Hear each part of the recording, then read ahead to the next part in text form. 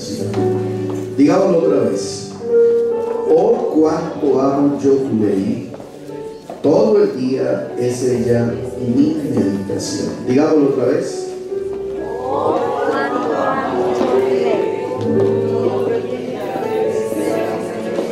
Otra vez.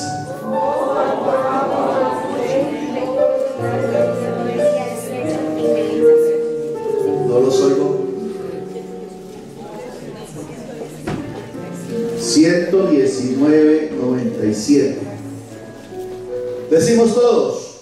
Oh, cuánto amo yo tu ley, todo el día es ella mi meditación. Otra vez. Oh, cuánto amo yo tu ley, todo el día es ella mi meditación. Otra vez. Oh, cuánto amo yo tu ley, todo el día es ella mi meditación. Vale.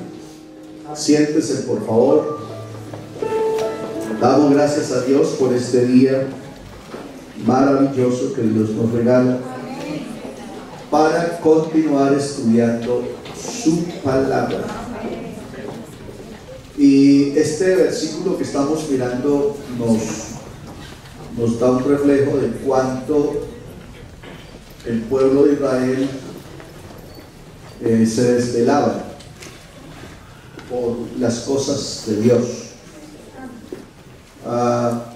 El Salmo 42, que lo hemos dicho muchas veces, como el siervo brama por las corrientes de las aguas, así clama por ti, oh Dios, el alma mía. Son expresiones de los hombres antiguotestamentarios en la manifestación, en la declaración de qué tan importante era para ellos estar en comunión con Dios, en la presencia de Dios. Qué tan importante era para ellos el amar las cosas de Dios. Aquí el salmista entonces exclama y dice: oh, cuánto amo yo tu ley.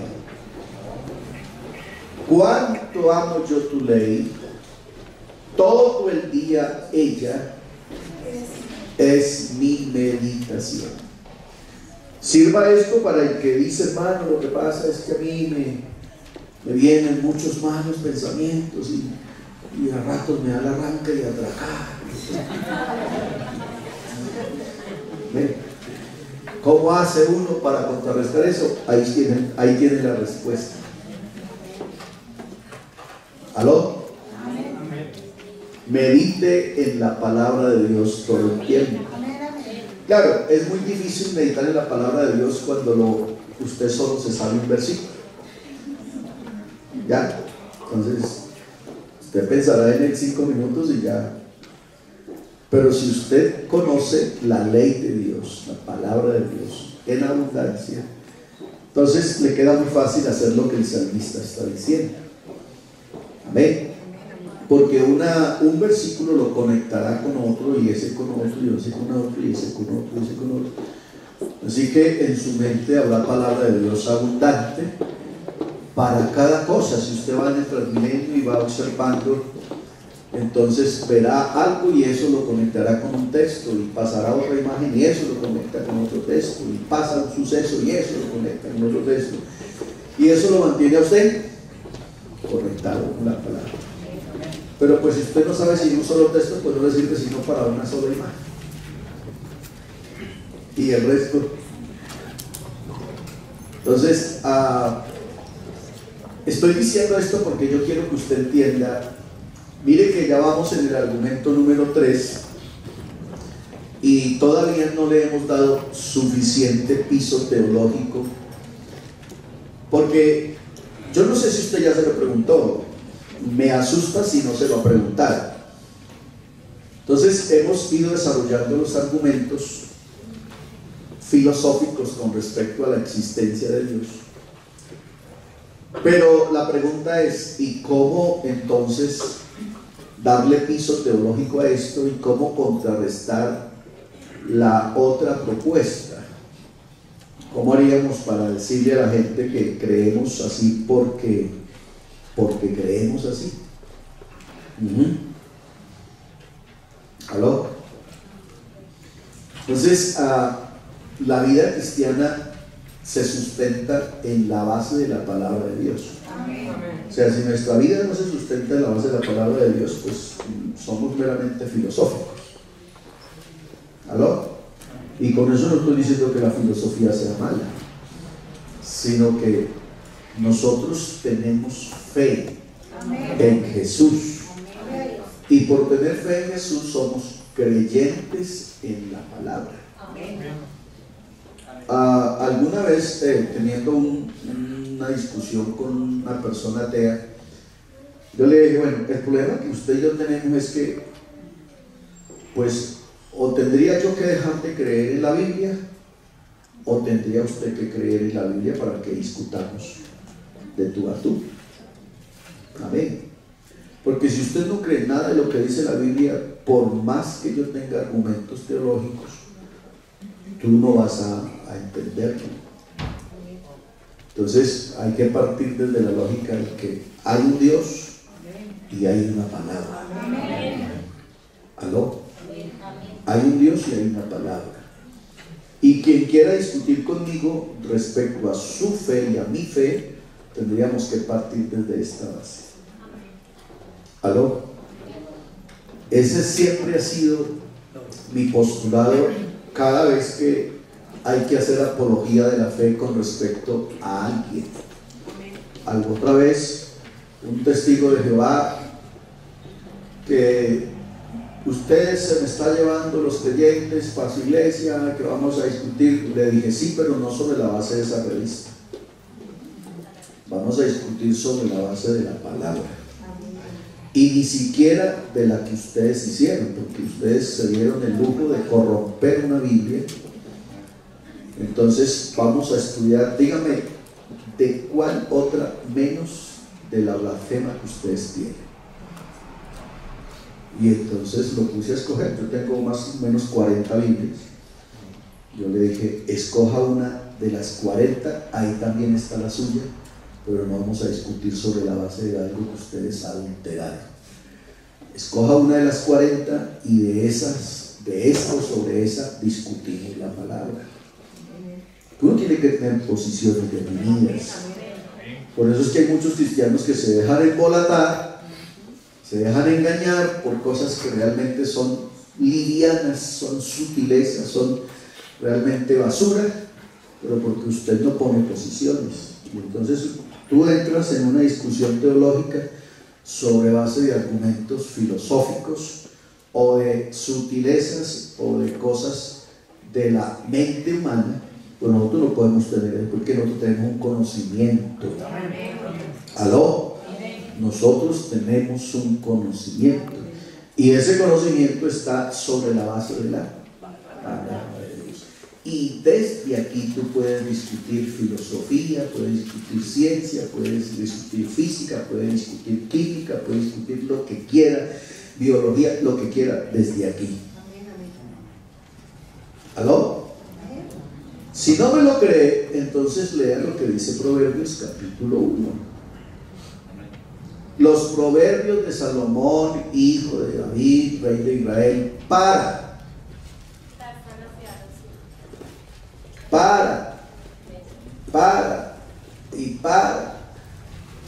y usted ve que ahí involucra al mejor científico, lo involucra ahí.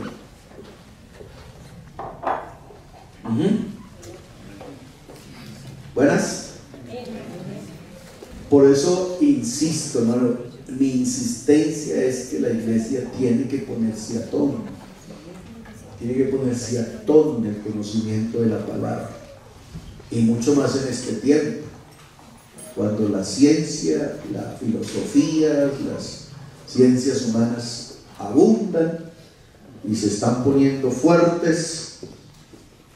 Pues entonces nosotros tenemos que tener argumentos sólidos.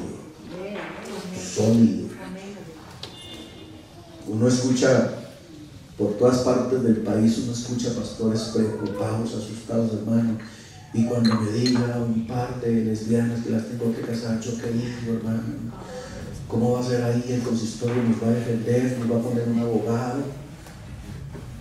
¿Y usted ya tiene el abogado? Y si unos homosexuales me dicen que lo tenemos que casar porque ya el matrimonio está aprobado, ¿usted qué dice, hermano? Entonces uno dice, a esta gente le hace falta cañaña, hermano. ¿Aló? No tengo problema con eso. Ni siquiera lo he pensado.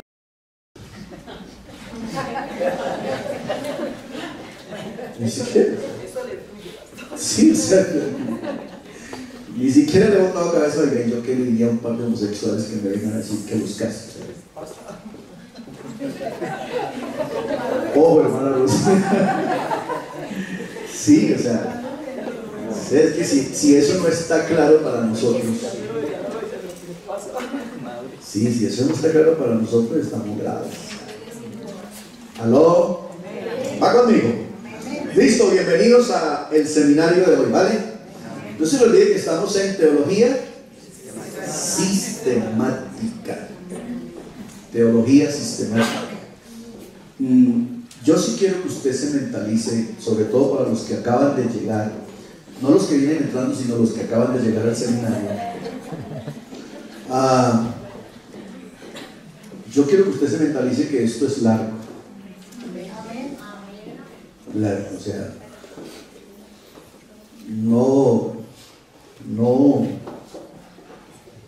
no se ilusione de que nos faltan 3 o 4 clases y que terminamos teología sistemática. Esto es toda una carrera de 10 semestres con práctica. Así que de una vez les aseguro que yo no la alcanzaría a terminar. Ya no me quedan 10 semestres aquí. Amén. Lo que sí me queda, la tranquilidad, es de haber podido iniciarlos en el estudio profundo de la palabra. Ya que usted después se vuelva sinvergüenza, eso ya es cosa suya. Yo por eso no respondo. Amén. Pero ojalá por lo menos si a uno de los que han sido persistentes en la escuela, si por lo menos a uno se le despertó el paladar por el estudio, yo me doy por bien servido. Si por lo menos a uno se le despertó el gusto por la palabra, me doy por bien servido, porque, hermano, esto creo que no hay nada más grande que nosotros podamos estudiar, que es la palabra de Dios. ¿Va conmigo? Entonces, aprovechen estos seminarios que nos quedan. Amén. 2, 3, 4 años, no sé yo, qué sé yo, pero aprovechémoslos, mirámoslos con profundidad y enrútese por ahí. No espere que llegue el domingo para ver qué vamos a estudiar. No estudie. Usted mismo haga su propio análisis, su propio estudio del tema que estamos analizando. Con eso usted puede tener aquí propuestas. Acostúmbrese a preguntar dentro del seminario, porque es que no me gusta que cuando termina el seminario entonces viene gente a preguntar. A mí no me gusta eso, porque entonces usted le está quitando la bendición a otros de aprender.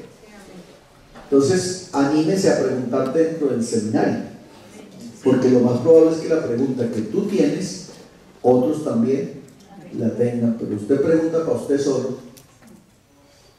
No, en estos seminarios uno tiene que aprender a ser abierto. Si se equivocó, pero aprendió. Amén. Pues lo más seguro es que su aporte sea muy bueno y edifiquemos a otros. Uno tiene que, en esto tiene que ser suelto, abierto. ¿Está conmigo? Vale. Vamos entonces a recordar para que sepamos en qué estamos. ¿Estamos en qué postulado? Estamos en el postulado teleológico, ¿sí? No teológico, sino tele. que es el que nos describe qué nos dice el postulado teleológico. Nos habla con respecto al diseño y al propósito. Diseño y propósito. Note que como argumento, si las cosas se dieran de la nada, si aparecieran por sí solas, si se formaran por arte de magia, si la evolución fuera la que funcionara en esto, entonces hay dos problemas en el pensamiento, y es que imposible que una cosa que sale así, que flota, que aparece, es imposible que esa especie, esa cosa, traiga un diseño. O sea, ella tiene que traer un diseño para ajustarse y acomodarse dentro de las otras piezas del reloj. ¿Aló? Eso es imposible. Y dos, es imposible que ese elemento que ahora sale nuevo también tenga un propósito. O sea, yo aceptaría que las cosas se den así, pero como que aparecieran como verrugas. ¿Alguien ha tenido verrugas alguna vez? Entonces uno me pregunta, ¿y esto para qué me salió ahí? O sea, porque una verruga ni tiene diseño ni tiene propósito. Aunque le sale la verruga ahí, y uno dice, ¿y esto para qué me salió ahí? No lo necesito. O sea. Y antes como que estorba y afea la estética, y por eso entonces uno inmediatamente va a un dermatólogo y le da el cuchillo a vaina. Yo para qué quiero esa teta ahí. ¿Aló? Háganme. Si ustedes no sabían porque no se lo hemos contado, Jonathan, él nació con una tetica aquí, una tetica bien larguita ahí. Entonces, eso le sobra, o sea, ni lo hace ver más bonito, ni oye mejor, ni ve mejor, ni tiene mejor equilibrio, o sea, no tiene ni diseño ni propósito. ¿Sí se dan cuenta de eso? Entonces, si las cosas funcionan así como la ciencia dice, que salen y que brotan y que se dan por arte de magia, imposible que esas cosas traigan un diseño y un propósito, a menos que detrás de todo eso haya una mente, haya una sabiduría, haya un diseñador que está ahí haciendo cosas y las tira para que aparezcan así y la gente cree. A menos. Si es así, gloria a Dios.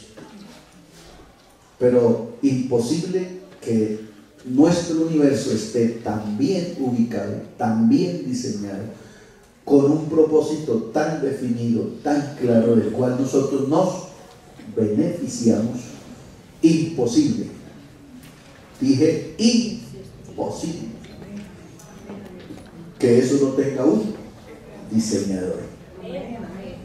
Aleluya. Tiene que haber un diseñador. Si no es Dios, tendrá que ser otro, pero alguien lo está diseñando. Amén. Yo no tengo ningún problema en poner en cuestión a Dios. Listo, no es Dios. Para usted que es ateo, no es Dios, pero alguien tiene que estar diseñando las cosas para que sean tan completas, tan perfectas, ajusten en un diseño y cumplan un propósito.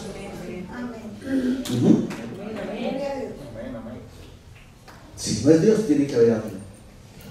En alguna parte, en alguna cueva, en algún hueco, en algún rincón del universo, tiene que haber alguien haciendo eso.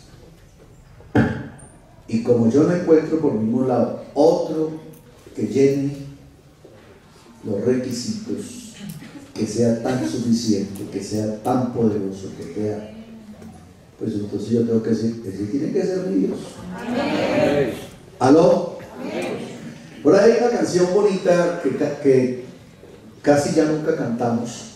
Cuando miro los cielos y la tierra, y contemplo el paisaje de la mar. Por las noches observo las estrellas, por las mañanas de las aves oigo el trinar. Cuando miro el sol que asoma por las colinas, yo me admiro de lo que mi Dios creó y tengo que decir dentro de mi alma, como mi Dios, no hay Dios como mi Dios. ¿Cuántos dicen amén a eso? ¿A quién otro le puedo echar la culpa de toda esa belleza, de toda esa grandeza, de todo ese cúmulo de maravilla? ¿Al diablo? Que ni sueña. Amén. Entonces, ¿a quién más apuntamos? A Dios. Diga gloria al Señor. Vale, entonces estamos aquí en el argumento teleológico. Echémosle un repasito rapidito para que podamos ubicarnos. Entonces, esto nos habla del diseño y del propósito en la naturaleza. ¿Ok? Es obvio que todo lo que existe tiene diseño y tiene su propósito. Nada está por estar. Y a mí me gustan mucho los videos científicos, porque uno encuentra en ellos cada vez más la grandeza de Dios. Cada vez más la grandeza de Dios. Los que no gustan de los animales, amén, pero uno ve que cada animalito tiene un propósito, ¿ya? Y hay una cadena, le llaman la cadena alimenticia ahí, porque uno se come al uno y el otro se come al otro y ahí van las cosas. Pero si no existiera eso, amén, claro, no habría, o sea, es imposible que la naturaleza se sustente. Entonces uno ve las cosas tan sublimes que parecen elementales, pero son sublimes de Dios, ¿ya? Porque cada cosa tiene un propósito. Entonces, en eso nosotros tenemos que tener claro, todo lo que existe tiene un diseño y tiene un propósito. Usted no ve nada que sobre en la creación. Usted dice, mira, eso, ¿quién pondría esa montaña tan rara? No, ya está ajustada ahí, en un diseño, en un propósito. ¿Ya? Entonces piense usted que Colombia, solamente Colombia, no tuviera ni una sola montaña, que todo fuera planito. Piense usted en eso. Seríamos un país irregular. ¿Ya? Pero Colombia es lo que es por sus montañas, por sus valles, por sus llanuras, por sus sabanas. Amén. O si no, porque usted vive aquí. Dice, yo me voy para allá, ya estoy desesperado, hermano. ¿Ya? Pero usted llega aquí, esto es otra cosa. Amén. Y uno va allí, cerquitica, y uno siente que ya está como en otro país, como en otro, hablan diferente, comen diferente. ¿Sí o no? Más cuando va para la costa, peor, eso casi se embolata uno.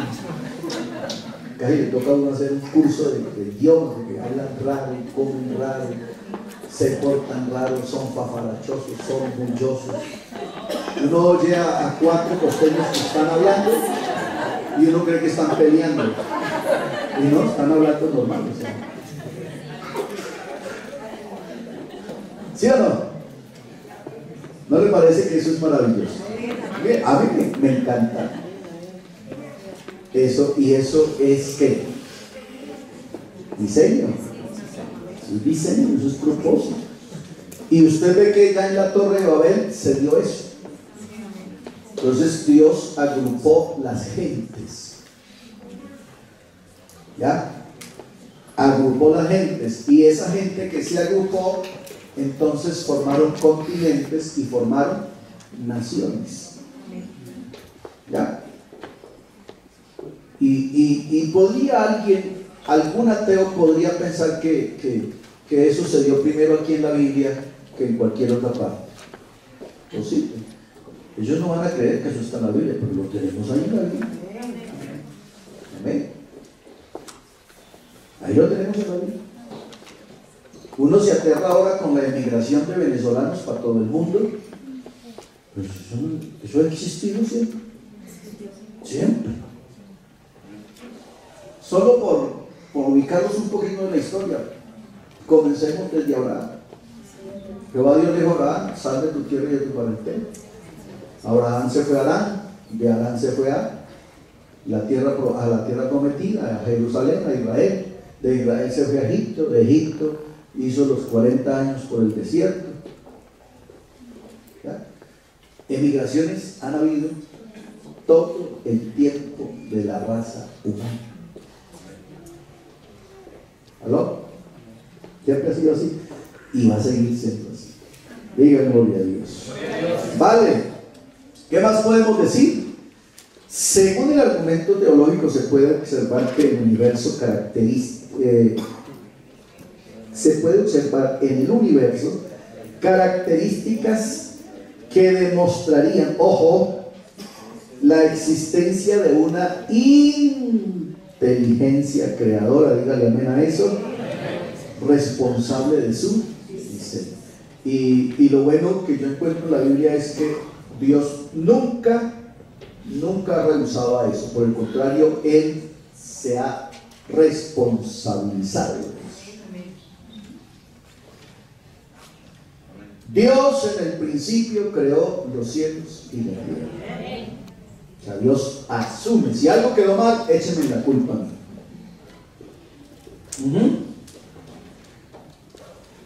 Juan capítulo 1 dice: todas las cosas por Él fueron hechas, y sin Él nada de lo que existe fue hecho.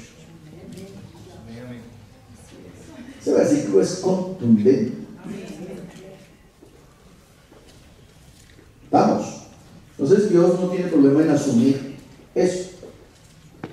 Y usted ve que el hombre sí le echa la culpa a Dios. Si Dios existe y es un Dios de amor, ¿por qué se mueren los niños? ¿Por qué violan los niños? ¿Por qué hay los tsunamis? ¿Por qué hay los terremotos? ¿Por qué el coronavirus? ¿Por qué el chikungunya? ¿Por qué? Amén. ¿Estamos? La gente sí cuestiona a Dios. Amén. Pero Dios también tiene una respuesta. ¿Aló? Usted no me preocupe por eso, porque hay gente, no, es que él hace unas preguntas, hermano, y no como que sabe. Sencillo, por cuanto ellos no tuvieron en cuenta a Dios para adorarlo como Dios, Dios también los entregó y les envió. No os engañéis, Dios no puede ser burlado. Todo lo que el hombre siembra, eso es lo que también cosecha. Cuando Dios creó a Adán y a Eva, no había chikungunya, no había coronavirus, no había fiebre amarilla, no había cólera, no había dolor de muela. ¿Por qué apareció eso? Porque el hombre sembró una semilla que no era, una cosecha que no era, y empezó a cosechar lo que había sembrado. Elemental, sencillo. La Biblia responde la Biblia. Por eso es que la Biblia hay que escribir.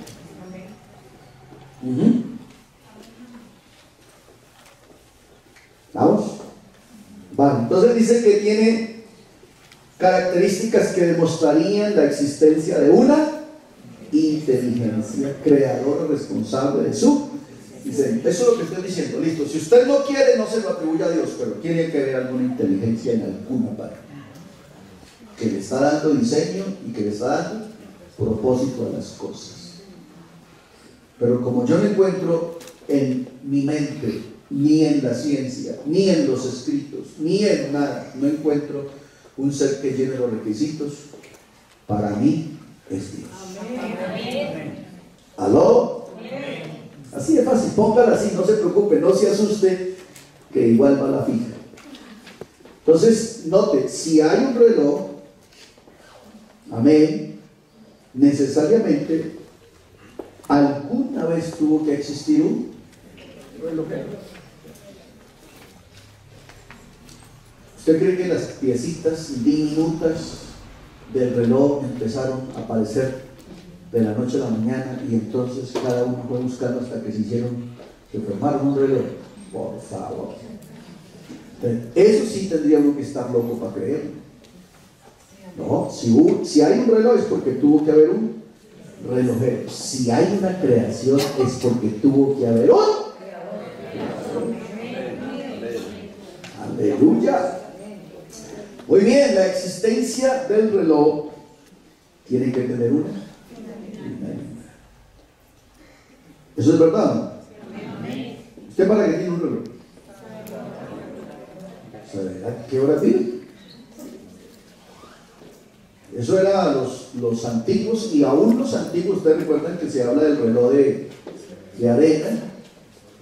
Amén. Había el reloj del sol, que ese lo imitaron muchos hasta hace un tiempo. Yo recuerdo que mi papá era muy bueno para eso, y me preguntaba ¿qué horas eran? Y él miraba 11:30. Y uno le decía, ¿usted man quién sabe? Y les cuento, mi papá no sabía leer. Mi papá no sabía leer, pero uno le preguntaba tal cosa y él miraba para mí. Y usted miraba el reloj, se esperaba por ahí por 2 minutos, 3 minutos, 5 minutos. A ver, a veces cuando el día estaba se opacaba el día y se ponía oscuro, nosotros empezábamos a pelear. Bueno, papá, ya son las 5. Y él se hacía loco. Papá, lo oscuro que está. Entonces decía, muchachos, nos vamos, miramos las 5. Esa gente trabajaba así. Y eso lo dice la Biblia. Ustedes han leído que la Biblia dice que el que se detiene a mirar los tiempos y a ver si hay arreboles en el cielo, dice, no sembrará.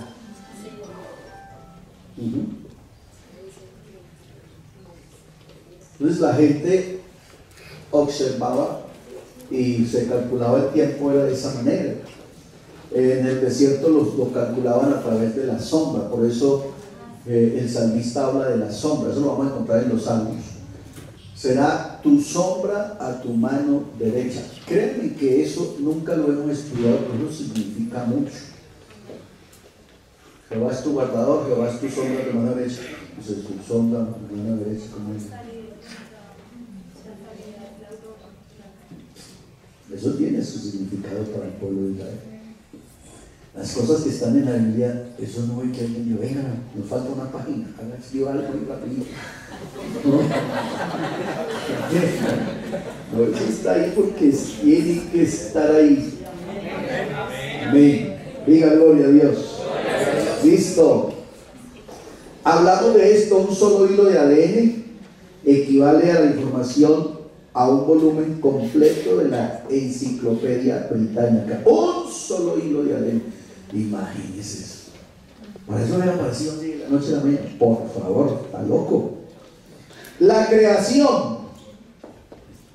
Los cielos cuentan la gloria de Dios y el firmamento anuncia la obra de sus manos. Y el Salmo 24 Dios se atribuye otra vez la creación. De Jehová es el mundo y su plenitud y todos los que en él, porque él la formó. ¿Ya? Él la formó. Entonces Dios no tiene problema con que nosotros le digamos, usted quedó esto y esto le quedó mal. Él no tiene problema con eso. Amén. Pero es la creación misma, escuche, no es el hombre, es la creación misma la que exige y demanda un creador. No crea el hombre que la creación está contenta con que nosotros más bien queramos atribuir que todo está por evolución.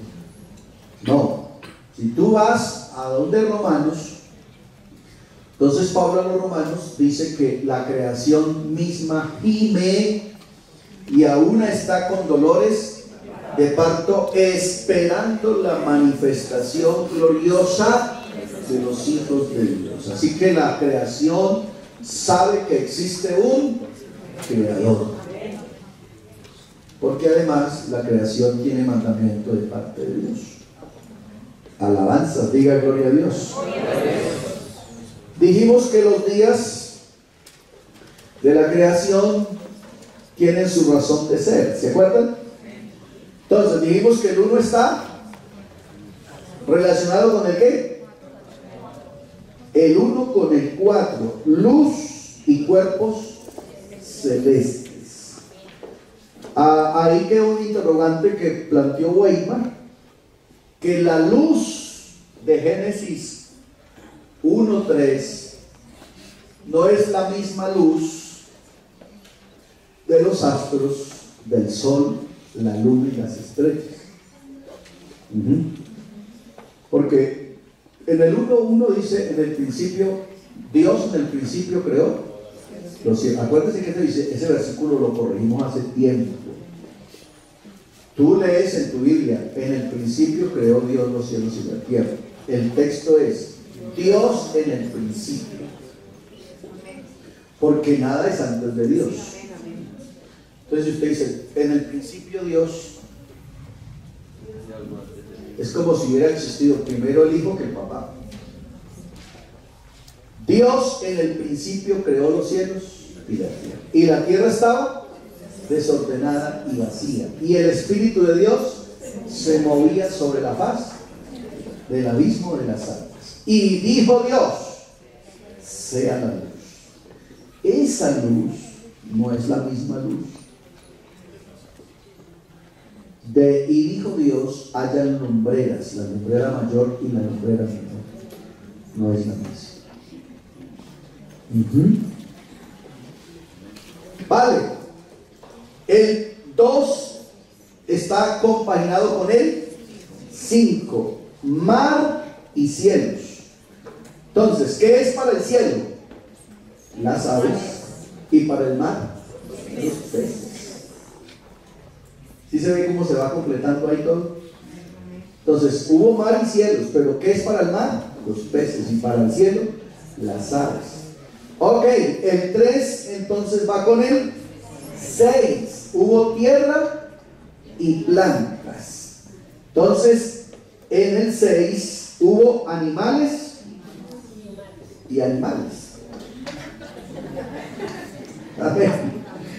Entonces, hubo hierba verde, hubo plantas y hubo animales y hubo seres humanos. Y después a los unos y a los otros Dios les dice, ahí está la hierba verde para que coman, ahí está toda clase de árboles para que se alimenten. Muy bien. De esta manera entonces llegamos al argumento axiológico. ¿Sí? La axiología o el argumento axiológico es la disciplina que estudia la moral y los valores. Se llama axiología y deriva del término griego axios, que significa valor. Amén.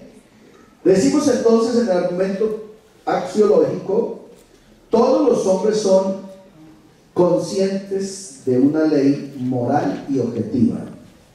Ojo, las leyes morales suponen un legislador de ellas y por lo tanto debe haber un supremo legislador moral de la ley.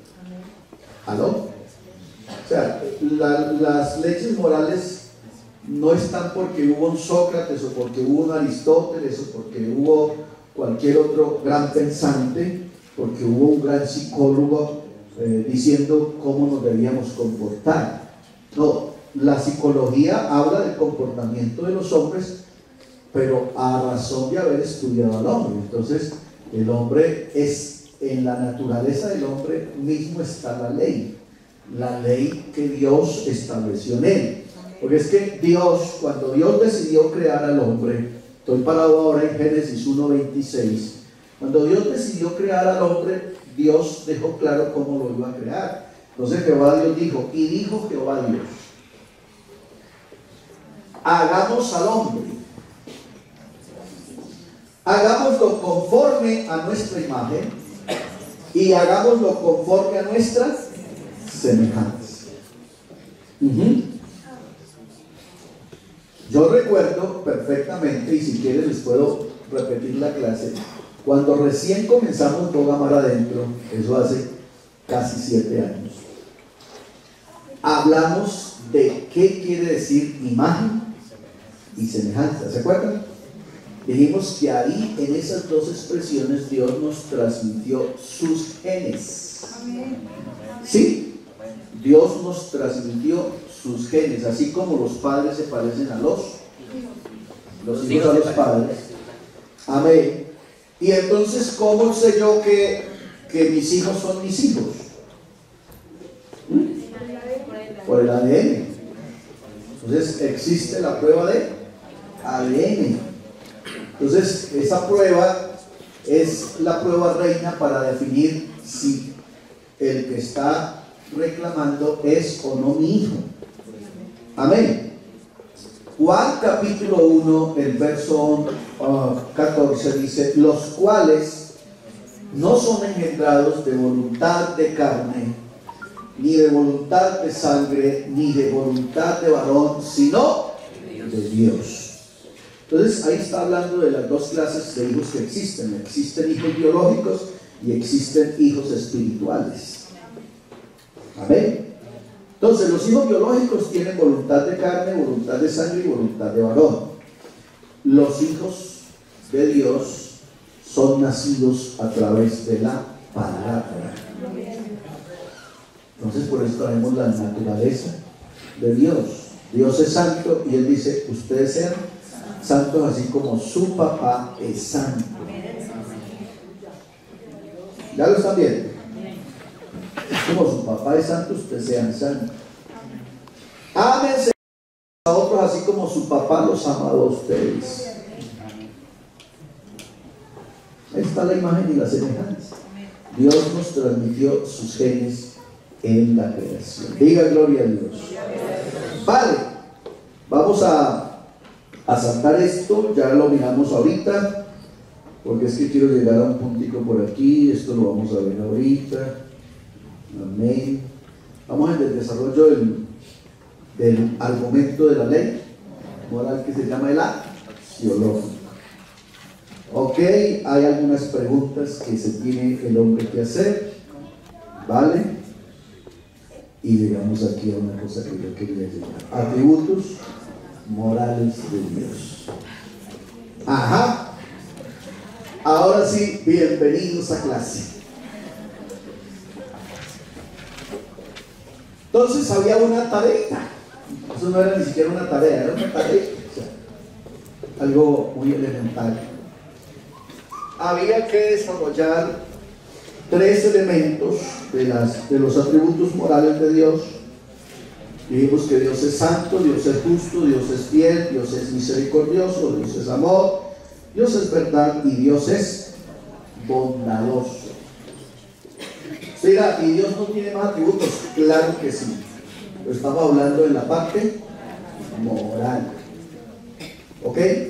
La parte moral. Hay atributos que son transferibles, hay atributos que no son transferibles. Eso lo vamos a ver por allá, bien adelantico. Pero por ahora vamos a ver qué salió de eso. Ok. ¿A quién les toca primero? A ustedes. No, a ustedes.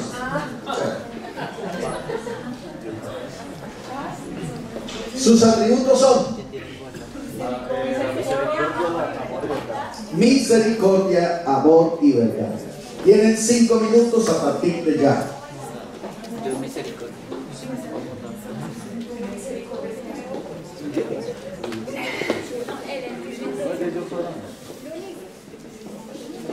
Bueno, Dios les bendiga.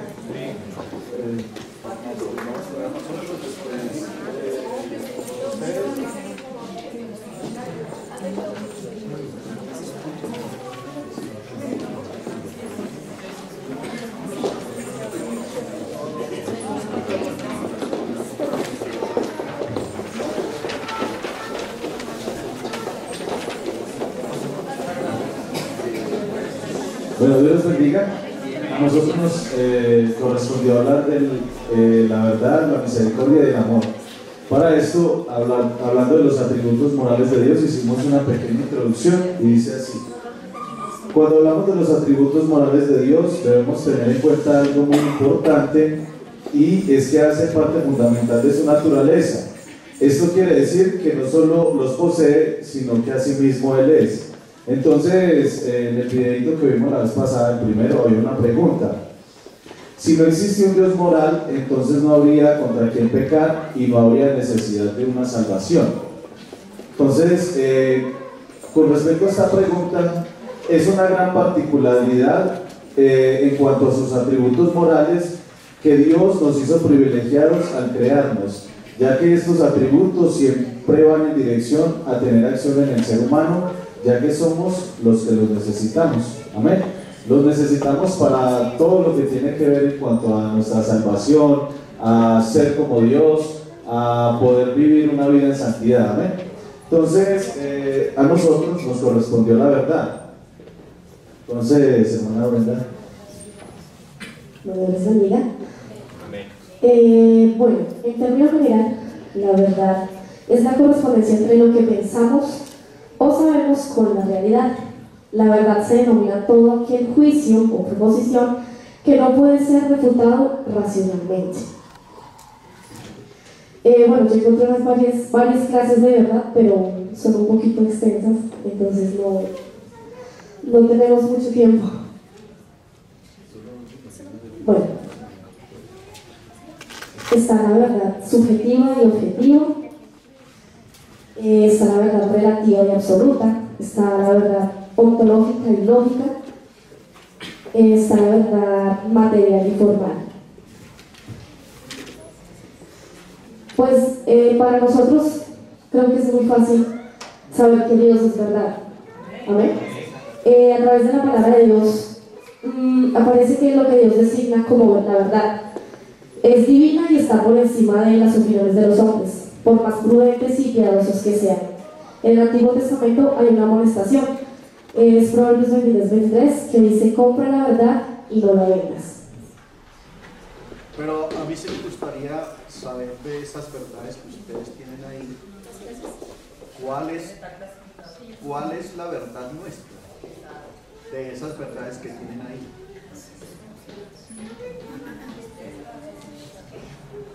Pues, habiendo pues mirando cada verdad, es que eso fue lo que yo me preguntaba. Yo decía, si en cada verdad algo tiene que ver con Dios, porque cada verdad, por más de que tenga sus ejemplos y por más de que sea un concepto muy general, todas tienen algo que ver con Dios, todas. Pero pues la de nosotros, yo pienso que es la verdad absoluta, que no se puede refutar. Pero pues en las clases que hay de verdad, o sea, con cada ejemplo que da, pensaba, yo decía, pero es que todas tienen que ver con Dios, todas. Así, o sea, si uno quiera pensar lo contrario, o sea, no es posible. Pero bueno, en fin, siguiente paso. Bueno, entonces, bueno, aquí hay un concepto, dice, la verdad debe referirse siempre a Dios, hablando de la verdad absoluta. Pero pues, dice que a Dios nunca se le ha denominado como la verdad. En cuanto a, bueno, al concepto de los seres humanos, siempre ha habido esa parte de refutar, de no querer aceptarlo. Entonces, ¿cómo se da esto? Esta comprende todo lo que pueda ser conocido de Dios. Se declara por la creación. En este caso tenemos Romanos 1:19, dice que Dios demostró al hombre todo lo que tenía que conocer de él a través de la creación. Y el Salmo 19:1, que los cielos cuentan la gloria de Dios y el firmamento anuncia la obra de sus manos. Es dada a conocer por la revelación. Esta partecita es muy importante en cuanto a la verdad. Cuando Dios revela, cuando conocemos la verdad de Dios es a través de la revelación. Amén. Eso lo podemos ver en Corintios 2, 10 y 11. Dice, la verdad no simplemente es lo que se mantiene como un dogma. No, dice que la verdad siempre se debe llevar en el alma. No que yo soy cristiano, entonces yo creo que esta es la verdad. No, yo lo tengo que tener muy seguro porque lo llevo en mi corazón. Amén. Bueno, un ejemplo de eso fue cuando Pablo le preguntó a los Gálatas que quién los había estorbado para creer en la verdad. Ellos no habían creído en la verdad sino como dogma, no lo habían recibido en el corazón. Amén. Listo. Bueno, aquí tenemos una pregunta y es: ¿qué hace la verdad en nuestra vida? Entonces, la verdad es el camino real a la libertad. En Juan 8:32 dice que la verdad os hará libres. La verdad no puede ser separada del Señor, ya que pues Él es el camino, la verdad y la vida. La verdad, por cuanto nos fue revelada, digamos que la revelación es el camino para llegar a la verdad. Y en las 3 epístolas de Juan encontramos que la verdad está constantemente, y ahí explica, ahí advierte a una dama cristiana que ella no puede aceptar ni dar la bienvenida a ninguna persona que no hable la verdad, como lo que les habían enseñado los apóstoles. Entonces enseña que no es bienvenido. En 2 de Juan 10:11 dice: si a sus reuniones llegara alguien que no enseña la verdad acerca de Cristo, no lo inviten a su casa ni le den ninguna clase de apoyo. Cualquiera que apoye a este tipo de gente se hace cómplice de sus acciones. También encontramos que Dios nos limpia. Juan 15:3 dice: ya vosotros estáis limpios por la palabra que os he hablado. También la verdad nos da vida, dice: y Él os ha dado vida a vosotros cuando estabais muertos en delitos y pecados. Y para terminar, pues ¿qué es lo contrario a la verdad? La mentira. Pero sabemos que pues Dios no puede mentir. En la Biblia encontramos varios versículos que nos muestran que pues Dios no miente, que Él no puede mentir. Amén. Entonces pues para concluir, Dios es verdad y todo lo que hay en Él es verdad. Toda la palabra es verdad. El error es que algunas personas dicen que en la Biblia hay algunos errores, cuando sabemos que todo lo que hay allí es absolutamente cierto.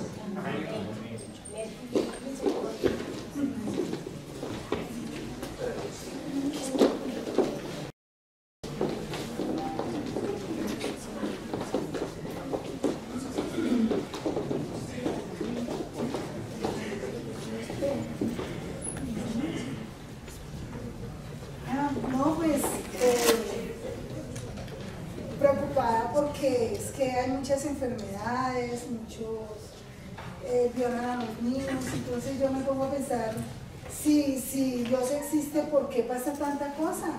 Usted que va a la iglesia, pues explíqueme, porque yo tengo muchas inquietudes, ¿no? Pues sí, pero todo eso habla que la misericordia es grande. Misericordia de Dios. ¿Y qué significa la misericordia de Dios? La misericordia es un atributo divino que solamente lo tiene Dios, y es sinónimo de compasión, amor y perdón, y es la que los fieles claman a Dios para que Dios los perdone cuando pecan y les perdone. ¿Cómo así que los fieles? O sea, no viene la misericordia de Dios, no viene para todas las personas. Los fieles son los hijos de Dios, y Juan 1:12 dice: mas a todos los que le recibieron, a los que creen en su nombre, les dio potestad de ser hechos hijos de Dios. O sea que todos no somos hijos de Dios. Todos somos creación de Dios, Pero si yo creo en Dios, o sea, yo no soy hija de Dios. para ser hijos de Dios se tienen que confesar sus pecados, arrepentirse y bautizarse en el nombre de Jesucristo. Y en 2 Corintios 5:17 dice: de modo que si alguno está en Cristo, nueva criatura es, las cuales pasaron a todas sus limitaciones. Ya. Bueno, entonces, ¿por qué la gente buena le pasan cosas malas? ¿Qué pasa con esas personas que creen en Dios y se enferman o se mueren muy rápido? En Zacarías 13:9 dice que Dios nos pondrá prueba para que nosotros clamemos a Él, piados prontos. Y en Pedro 5:10 dice que nos perfeccionará, nos afirmará y nos fortalecerá. ¿Por qué Dios permite las enfermedades? Éxodo 15:26 dice que si oímos su palabra, lo obedecemos, hacemos lo correcto, pues delante de nosotros Dios no enviará ninguna de las enfermedades que envió a Egipto. Bueno, ¿y por qué tantos niños? ¿Por qué tantos matan tantos niños, los maltratan?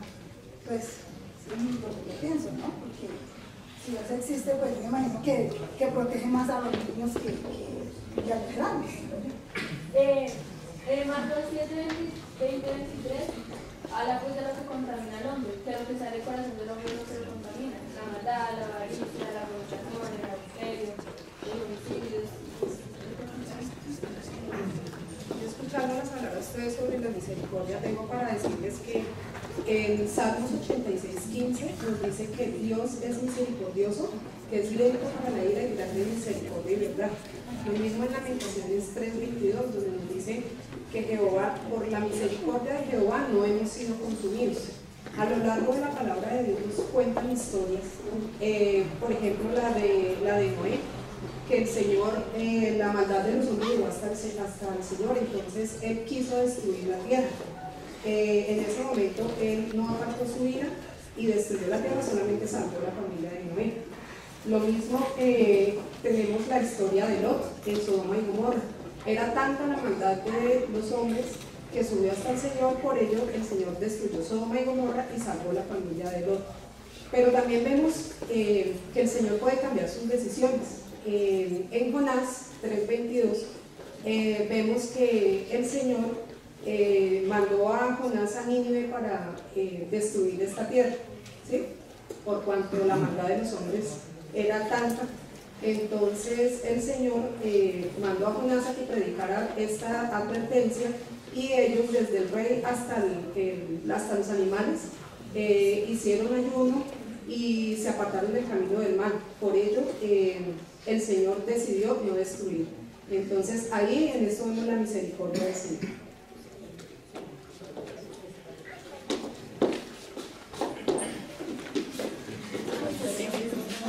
Desde Villa, vamos a exponer el amor.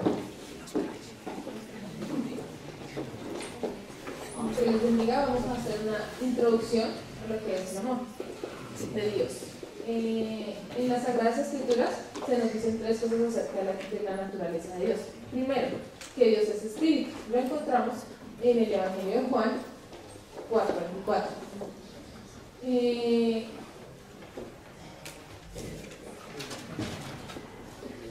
En el griego no hay un artículo indeterminado que es.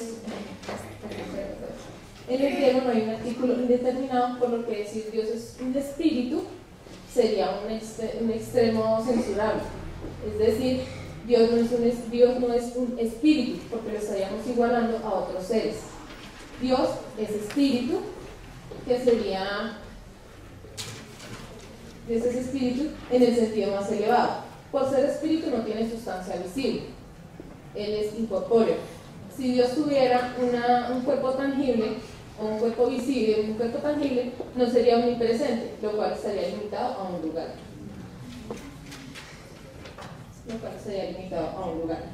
Por ser espíritu llena los cielos y la tierra. Segundo, Dios es luz. Lo encontramos en el 1 de Juan 1:5, lo cual es lo opuesto a las tinieblas. Las tinieblas en las escrituras representan pecado, mal, muerte.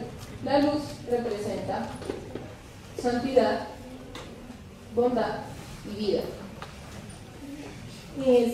Que Dios es la luz significa que es la suma de todas las excelencias. Tercero, que Dios es amor. Lo encontramos en 1 de Juan 4:8. No es simplemente que Dios nos ama, sino que es el amor mismo. El amor no es meramente un atributo de Dios, es su misma naturaleza. Muchos hoy en día hablan del amor de Dios, pero son ajenos por completo al Dios de amor. El amor divino es considerado comúnmente como una especie de debilidad afectuosa, una cierta indulgencia cariñosa, o reducido a un sentimiento enfermizo, copiado de las emociones humanas. Pero la verdad es que en todo eso, como en todo lo demás, nuestras ideas han de ser reguladas de acuerdo con lo que las Sagradas Escrituras nos revelan. Esta es una urgente necesidad que se hace evidente no solo por la ignorancia general que prevalece, sino por el estado bajo de espiritualidad, que es triste decirlo, es la característica general de los que profesan ser cristianos. Qué poco amor genuino hay hacia Dios. Una de las razones principales de que nuestros corazones se ocupan muy poco de su maravilloso amor hacia los suyos. Cuanto mejor conozcamos su amor, su carácter, su plenitud, su bienaventuranza, más fuerte será el impulso de nuestros corazones en amor hacia Él. Dios bendiga. ¿Cómo es el amor de Dios? En 1 Corintios 13 nos dice que si Dios tuviese profecía y entendiese todos los misterios y toda la ciencia, y si tuviese toda la fe, de tal manera que trasladase los montes y no tiene amor, nada sería. Nos describe que el amor es sufrido, es benigno, el amor no tiene envidia, no es jactancioso, no se envanece, no hace nada indebido, no busca lo suyo, no se irrita, no guarda rencor, no se goza de la injusticia, mas se goza de la verdad. Todo lo sufre, todo lo cree, todo lo espera y todo lo soporta. El amor nunca deja de ser, pero las profecías se acabarán y cesarán las lenguas y la ciencia se acabará. Y nos dice que permanece la fe, la esperanza y el amor, estos tres, pero el mayor de ellos es el amor. Bueno, como bien hemos escuchado, es un atributo moral que Dios nos imparte al ser humano porque es su condición moral. El amor como atributo es intrínseco, significa que es espontáneo, inmotivado, gratuito. ¿Qué significa, digamos, en relación con nosotros? Un ejemplo, hay una pareja que se ama, ¿cierto? El hombre o el esposo, el novio, ama a su mujer por sus cualidades, ¿cierto? Por ciertas cualidades que cumplen su estándar personal y dicen, no, me gusta esta chica porque es. Pero con el amor de Dios no es así. Él ya es amor y ese amor es catalogado como espontáneo, porque no mereciéndolo nosotros, Él no lo da. Amén. Dice, el amor de Dios dice, no por ser vosotros más que todos los pueblos os ha querido Jehová y os ha escogido, pues vosotros eres el más insignificante de todos los pueblos, sino por cuanto Jehová os amó y quiso guardar el juramento que juró a vuestros padres, os ha sacado Jehová con mano poderosa y os ha rescatado de la mano de Faraón, rey de Egipto. Amén. ¿Qué había en nosotros que atraer el corazón de Dios? Es una pregunta para que la vayamos meditando. El amor de Dios es eterno. Con amor eterno te he amado, por tanto te prolongué mi misericordia. Según nos escogió en Él antes de la fundación del mundo, para que fuésemos santos y sin mancha delante de Él. En amor, habiéndonos predestinado para ser adoptados hijos suyos por medio de Jesucristo, según el puro afecto de su voluntad. Ahí podemos notar que el amor de Dios siempre ha existido en Él, porque Él es el amor. Es la acción, la fuerza poderosa por la que rige, digamos, la ley moral. El amor de Dios es soberano. Ahí podemos ver que una parte de la Biblia que nos dice, como está escrito, a Jacob amé, mas a Esaú aborrecí. Y ahí quiero hacer hincapié porque, pues dice, ¿cómo así que Dios va a aborrecer a una persona? Son nuestros actos los que hacen que Dios esté presente o no en nuestra vida. Como Él es santo, su simiente es santa, la condición de pecado del hombre no permite que Dios entre en su vida, porque la tiniebla no puede habitar con la luz, ¿cierto? Y por ello el amor de Dios es soberano. Otra característica es que el amor de Dios es inmutable. en el cual no hay mudanza ni sombra de variación. El amor de Dios nunca deja de ser. El amor de Dios es santo, es puro sin mezcla de sentimentalismo. No es como el amor que nosotros profesamos, sino que es un amor demasiado grande, demasiado absoluto y muy objetivo, diría yo. Y esta es la conclusión.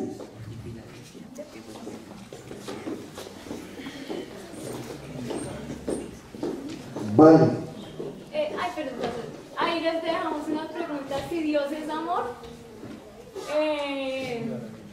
ustedes dirán, ¿por qué permitió Dios tanta maldad a través de estos hombres? Leyendo, digamos, la biografía de cada uno de ellos, tuvieron su contexto familiar bastante fuerte, y la invitación es para, o sea, como que a través de este espacio pensemos y tengamos una respuesta a eso. Si Dios es amor, verificamos. Ok, ¿le respondo de una vez o entre 8 días? Nada tiene que ver el amor de Dios con mi comportamiento. Absolutamente nada. Es más, yo ni siquiera habría hecho esa pregunta. Que el amor de Dios no tiene nada que ver con mi comportamiento. Una vez que ustedes parten desde la óptica de que Dios es amor. Entonces, Dios es amor, eso es lo que es Dios. Amén. Por eso Dios me ama, porque Él es amor. O sea, Dios no tiene que hacer ningún esfuerzo para amar. En cambio, sí tiene que hacer esfuerzo para odiar. ¿Ya? Con respecto a misericordia, veo que los que expusieron misericordia no estuvieron en las clases donde definimos gracia y misericordia, porque hay cosas de las que ustedes dijeron que no es misericordia de Dios. O sea, a mí Dios no me sana por misericordia. Que, mi hermano, la vida cristiana es medio enredadita y uno tiene que saber ubicar las cosas en su lugar. La misericordia de Dios tiene que ver con que Él no me da lo que merezco. O sea, siendo yo merecedor del infierno, de la condenación, Él no me da eso, sino que me da salvación. ¿Aló? O sea, que hoy haya sol, que hoy llueva, que hoy no me estripó el carro, no tiene nada que ver con la misericordia de Dios. Eso es otra cosa.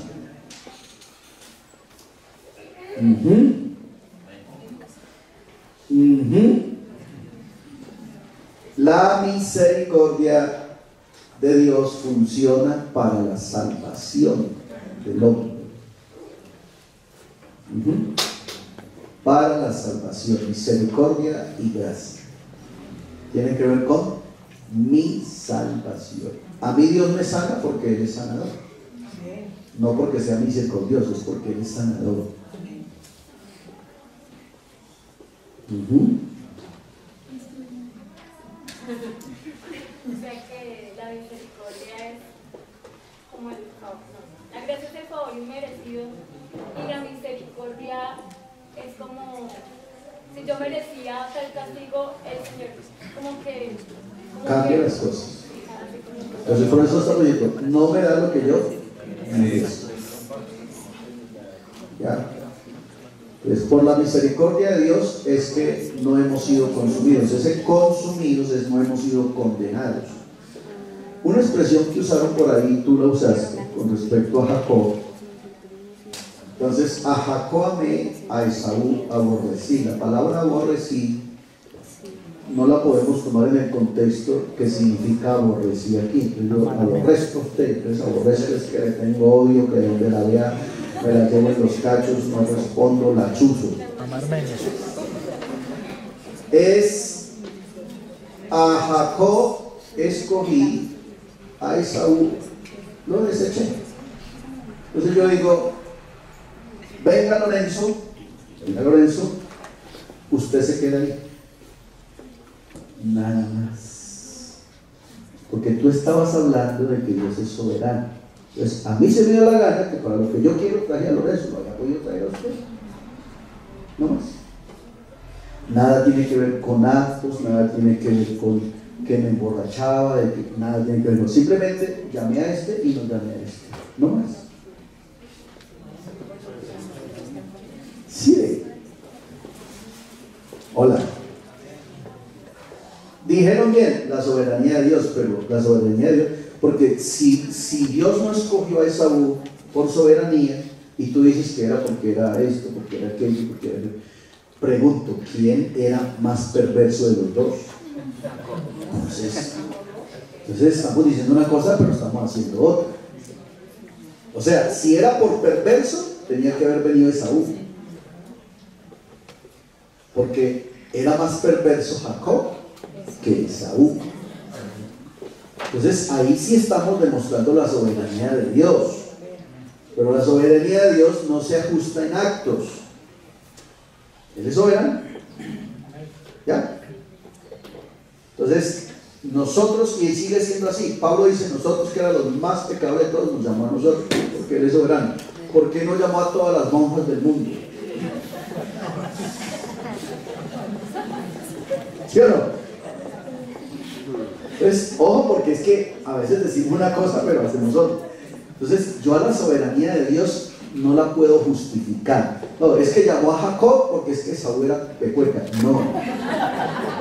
Entonces eso no es soberanía. Eso no es soberanía.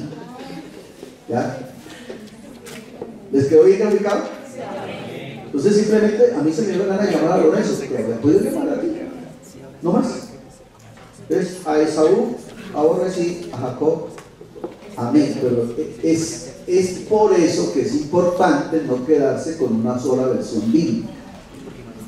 Porque si tú vas a otras 10 versiones, entonces vas a entender que lo que el texto está diciendo es otra cosa. ¿Ya?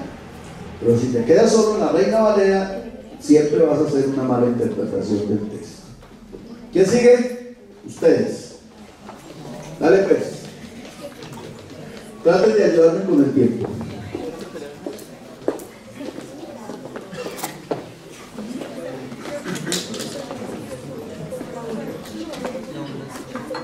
Bueno, entonces nosotros vamos a hablar de la misericordia. Pues que vamos a un poco, bueno, lo que nosotros encontramos. Entonces, bueno, nosotros encontramos que hay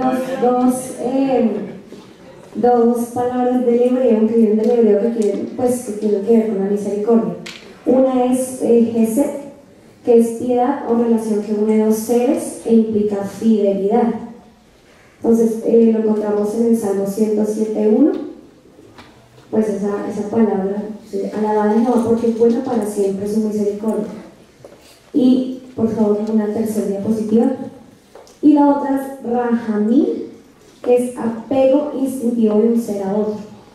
Y como Jeremías 30:21 dice, no es Efraín precioso para mí, dice el Señor. Termina diciendo, por eso mis entrañas se conmovieron por él, ciertamente tendré de él misericordia. Dios les bendiga, hermanos. Haciendo como un recuento, la palabra de Dios nos enseña que la misericordia es que Dios no me da lo que sí merezco. En Primera de Crónicas 16 dice, aclamad a Jehová porque Él es bueno, porque su misericordia es eterna. Salmo 118 digan ahora los que temen a Jehová que para siempre es su misericordia. Lucas 1:5 dice, y su misericordia es de generación en generación. ¿A quiénes? A los que le temen. Daniel 9:4 dice que Él guarda la misericordia y el pacto con los que te aman. En relación con el hombre no es misericordioso. En muchas ocasiones en Miqueas el Señor dice, ¿qué pide Jehová de ti? Solamente hacer justicia, amar misericordia y humillarte ante tu Dios. Los antecedentes es que en Génesis Caín mató a Abel en ese sentido amplio de la misericordia, no tuvo misericordia de Abel. En Génesis 6, la maldad de los hombres aumentó. En Segunda de Crónicas, Joram mató a sus hermanos. En Lucas 23 podemos ver cómo los judíos por tercera vez gritaban que crucificasen a Jesús, porque estos no habían conocido a Dios. Hombres que reflejaron la misericordia de Dios, podemos ver en Éxodo 32 que Moisés dice que perdones ahora su pecado y si no, ráeme ahora de tu libro. En 1 Samuel 24, David perdona a Saúl, aunque lo estaba buscando para matarlo, y Saúl le dijo a David: más justo eres tú que yo, que me has pagado con bien, habiéndote yo pagado con mal. En Génesis 45 habla de José teniendo a sus hermanos, que se dio a llorar a gritos y tuvo allí misericordia de ellos.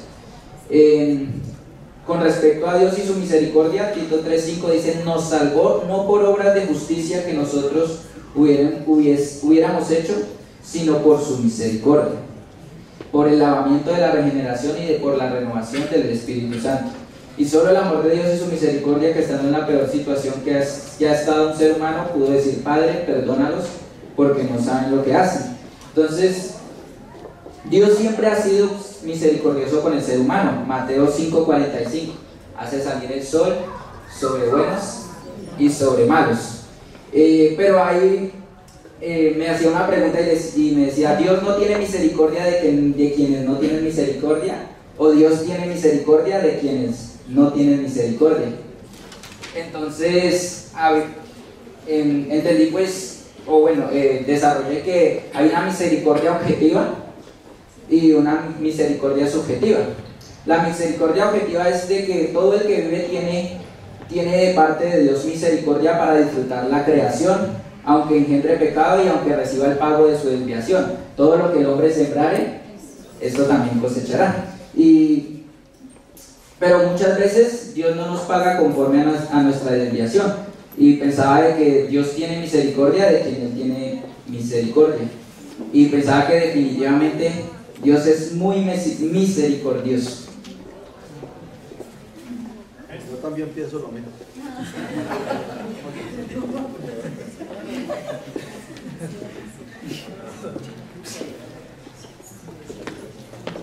Dios bendiga, hermanos. ¿Cuánto decimos? Gloria a Dios. Bueno, a mí corresponde sobre la bondad de Dios. Dice la palabra de Dios allí en Salmos 145, verso 9: bueno es Jehová para con todos, y su misericordia sobre todas sus obras. Amén. ¿Qué significa la bondad?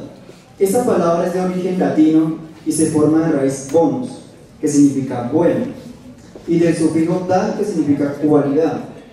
La bondad es así la cualidad de ser bueno.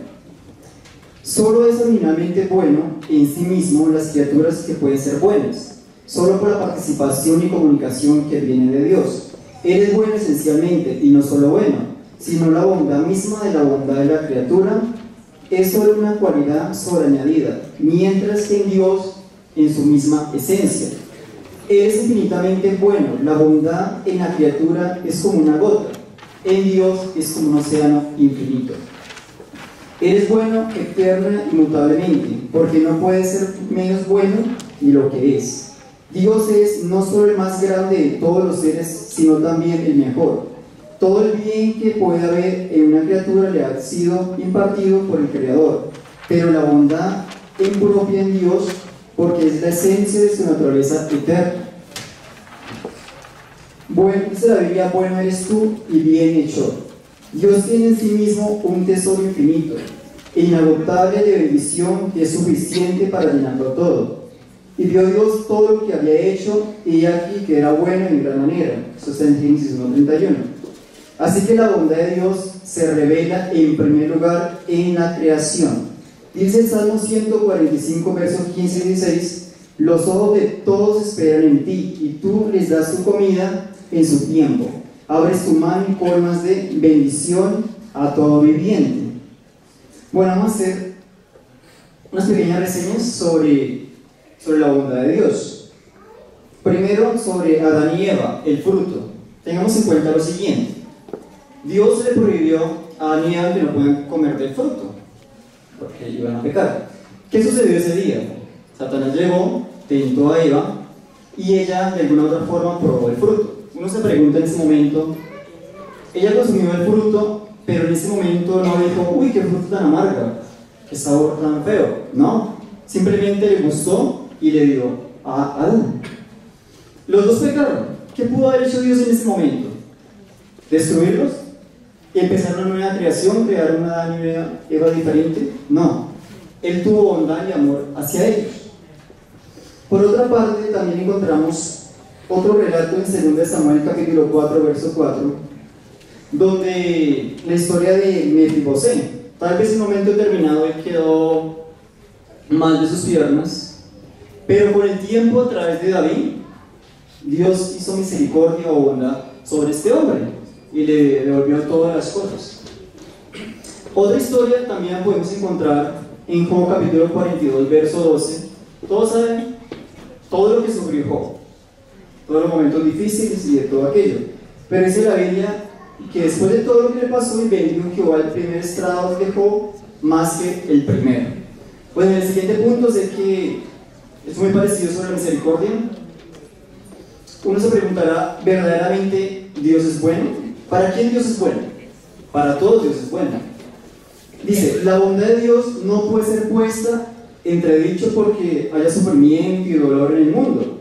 Si el hombre peca contra la bondad de Dios, si menosprecia la riqueza de su benignidad y paciencia, y después por su dureza y por su corazón no arrepentido, atesora para sí ira para el día de la ira.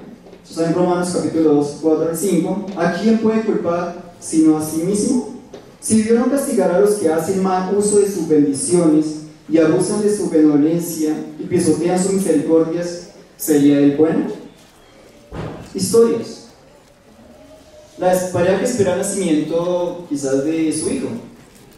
Es un momento para los padres de felicidad, esperar que el niño nazca, pero el problema está, ¿cómo nació? Quizás ese niño nació mal, quizás tiene una enfermedad y va a morir o lo tienen que operar, pasar por un momento difícil. Y ahí el hombre empieza a preguntarse, bueno, si Dios es bueno, ¿por qué sucedió esto? Los problemas familiares, el padre que es borracho, violador, drogadicto, y se hacen muchas preguntas. Pero ¿saben algo? La Biblia dice que más Dios muestra su amor para con nosotros y que siendo aún pecadores, Cristo murió por nosotros.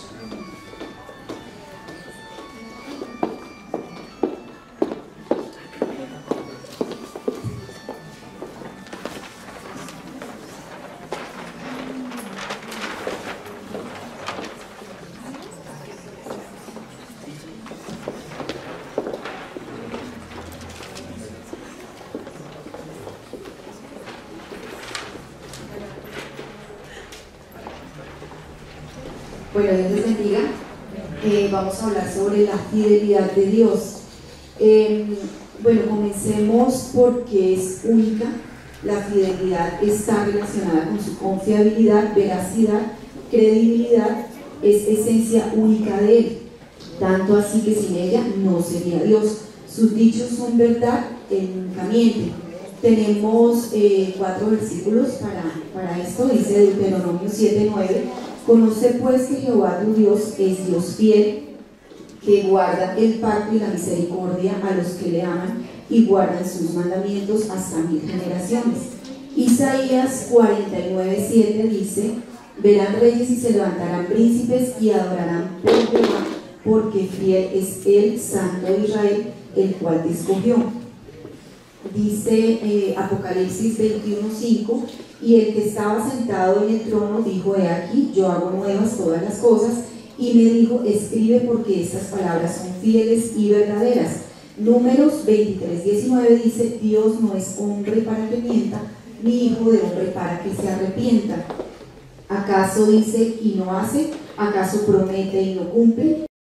Dios ha dado total y completo cumplimiento a sus promesas. Él es fiel a sus promesas. Tenemos un ejemplo y es, bueno, tenemos 300 ejemplos de hecho de profecías escritas en el Antiguo Testamento que fueron ya cumplidas, y en el Nuevo Testamento pues hay muchas otras que esperan darse cumplimiento. En Génesis 15, los versículos 13 y 15 dice, leemos que Jehová declaró a Abraham, entonces Jehová le dijo, ten por cierto que tu descendencia habitará en tierra ajena, será esclava allí, será oprimida 400 años, pero también la nación a la cual servirán juzgaré yo, y después de esto saldrán con gran riqueza. Tú en tanto te reunirás en paz con tus padres y serás sepultado en buena vejez. Ya en Éxodo, miramos en Éxodo 12 los versos 40 y 41, tiempo que los hijos de Israel habitaron en Egipto fue de 430 años. El mismo día en que se cumplían los 430 años, todas las huestes de Jehová salieron de la tierra de Egipto. Pues parece haber una inconsistencia en 30 años, pero pues la diferencia entre estos 30 años es que cuando Egipto pues al principio duró 30 años que no era esclavo. En cuanto, ya pasamos a la parte del hombre, y en cuanto a la fidelidad, hablando del hombre en términos generales, la fidelidad del hombre está relacionada a la actitud de mantener hacia algo en específico un amor exclusivo y definitivo.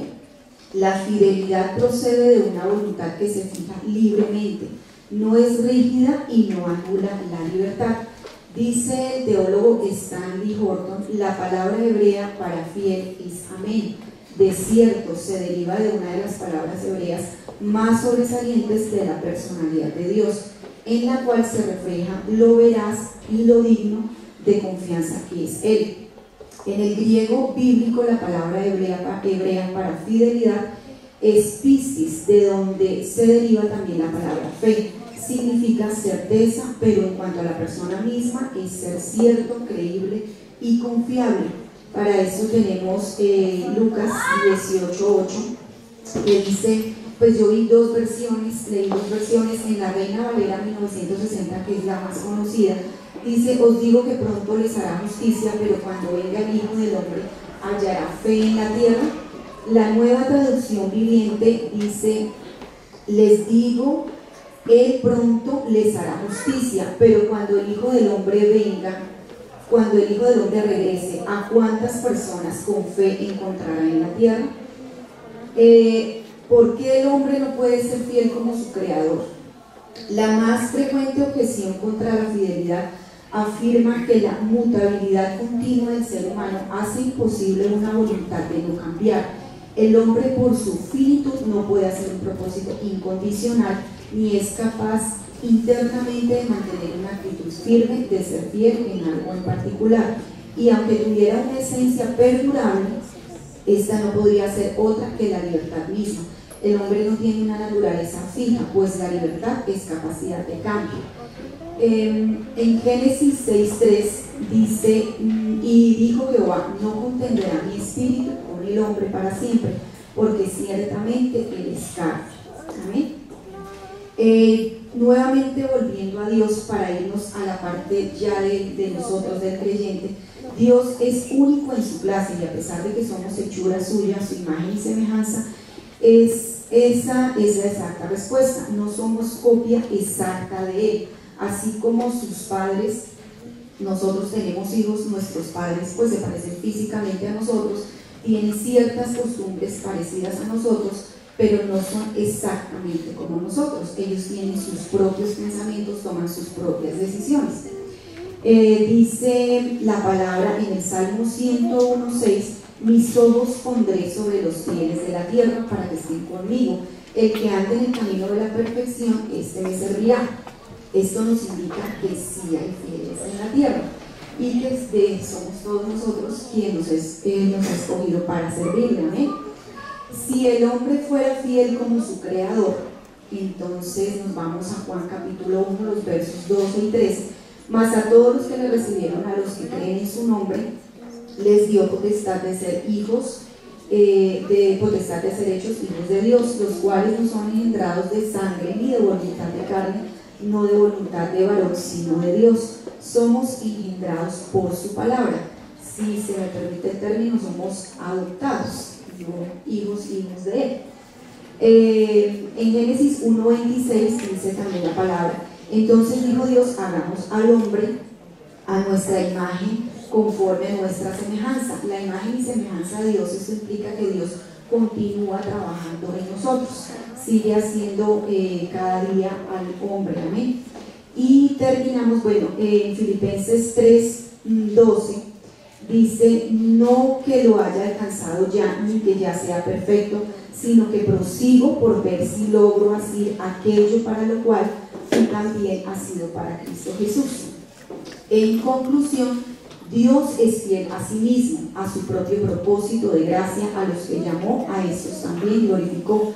Dios da demostración plena de la permanencia de su bondad eterna hacia sus escogidos al llamarlos eficazmente de las tinieblas a su luz admirable. Recordemos, el fundamento de Dios es firme. Hagamos como Pablo, que descansaba en la fidelidad de Dios. Así dijo el apóstol en 2 de Timoteo 1:12: por lo cual asimismo padezco esto, pero no me avergüenzo, porque yo sé en quién he creído y estoy seguro que es poderoso para guardar mi depósito, para que el día retenga forma de las sanas palabras que de mí oíste en la fe y amor que es en Cristo Jesús. Lo mejor que podemos hacer en la vida es ser fiel a Dios en todo tiempo. La mayor infidelidad que podemos cometer es haber conocido a Dios y cualquier día dejar de amar.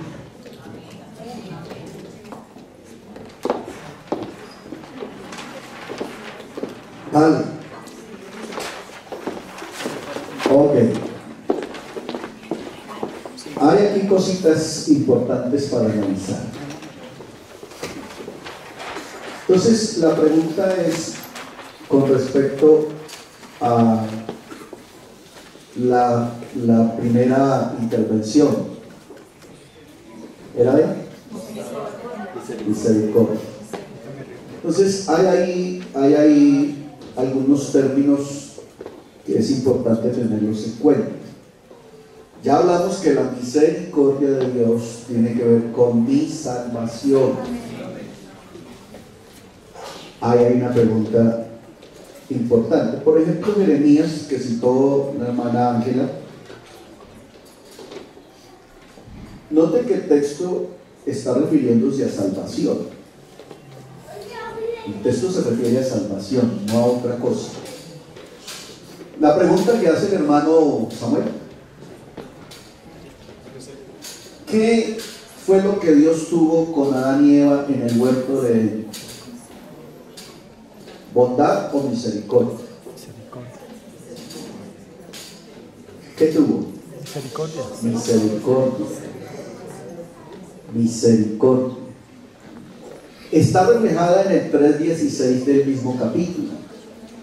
Entonces ellos pecan, y si Dios no hubiese tenido misericordia, entonces los había destruido. Pero la misericordia se manifiesta en el 3:16. Entonces viene la promesa de redención, de salvación. Como son atributos de Dios, hay que tener mucho cuidado, porque pareciera que se cruzan y que como que significaran lo mismo. Entonces yo tengo que saber, conocer bien el contexto del texto para poder saber a qué oriento el atributo ahí. ¿Ya? ¿A qué lo oriento? Pero la bondad de Dios es mucho más explícita con el favor de Dios hacia la humanidad.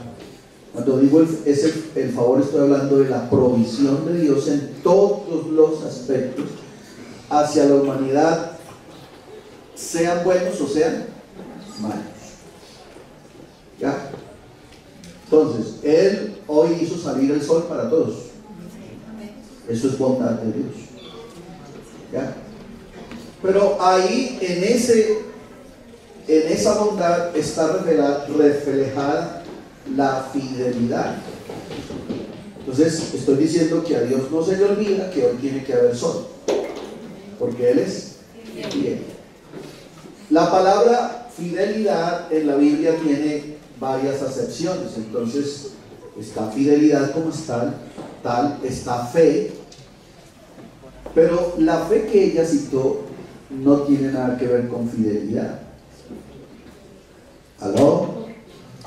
Hubo unas fe que ella citó que no tienen que ver con fidelidad, porque la otra palabra es fideligno.